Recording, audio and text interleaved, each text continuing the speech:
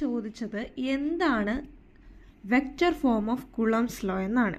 പക്ഷെ ഞാൻ ആദ്യം കുളംസ് ലോ എന്താണ്, എങ്ങനെയാണ് അതിൻ്റെ ആ ഒരു കഥ വന്നതെന്ന് പറഞ്ഞു തരാം. ഓക്കെ, കുളംസ് ലോ എന്ന് പറഞ്ഞു കഴിഞ്ഞാൽ the force of attraction or repulsion between two stationary charges is directly proportional to the product of the charges and inversely proportional to the square of the distance between them. അതായത് കുളംസ് law പറയുന്നത് force of attraction രണ്ട് പോസിറ്റീവുകൾ തമ്മിൽ ഒന്നിക്കുകയോ or repulsion between two stationary charges എന്ന് പറഞ്ഞാൽ ഇത് Q1 ഉം Q2 ആണ്. ഇത് രണ്ട് സ്റ്റേഷനറി ചാർജസ് ആണ്. ഇവർ തമ്മിൽ റിപ്പല് ചെയ്യുകയും ചെയ്യാം അഥവാ റിപ്പല് ചെയ്യുകയും ചെയ്യാം. ഇപ്പോൾ ഇത് പോസിറ്റീവ് ഇത് നെഗറ്റീവ് ആണെങ്കിൽ ഇത് റിപ്പല് ചെയ്യും, ഇത് അട്രാക്റ്റ് ചെയ്യും. ഇത് പോസിറ്റീവ് ആണെങ്കിൽ ഇത് റിപ്പല് ചെയ്യും അല്ലേ. അങ്ങനെ വരുമ്പോൾ ഇത് എന്തിന് ഡയറക്ഷനലി പ്രൊപ്പോർഷണലാണെന്നാണ് പറഞ്ഞിരിക്കുന്നത്? പ്രോഡക്റ്റ് ഓഫ് ദി ചാർജസ്, ഈ ചാർജസിൻ്റെ പ്രോഡക്റ്റിന് ഡയറക്ട്ലി പ്രൊപ്പോർഷണൽ ആണ്. എന്നാൽ അതിന് ഇൻവേഴ്സ്ലി പ്രൊപ്പോർഷണൽ ആണ് ആര്? അതിൻ്റെ ഡിസ്റ്റൻസ്. അതായത് force F is equal to 1/4πε0.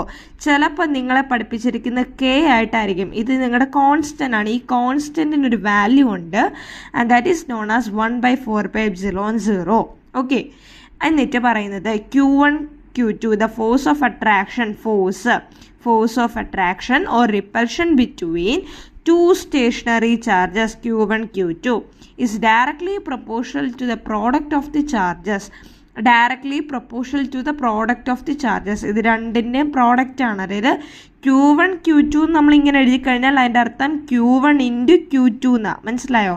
അതാ പറഞ്ഞിരിക്കുന്നത് stationary charges is directly proportional to the product of the charges and inversely proportional to the square of the distance between them. നമ്മൾ പറഞ്ഞതാ ഇവിടുത്തെ ഡിസ്റ്റൻസ് എന്ന് പറയുന്നത് R ആണ്. അതാണ് ഇവിടെ പറയുന്നത് square of the distance between dum.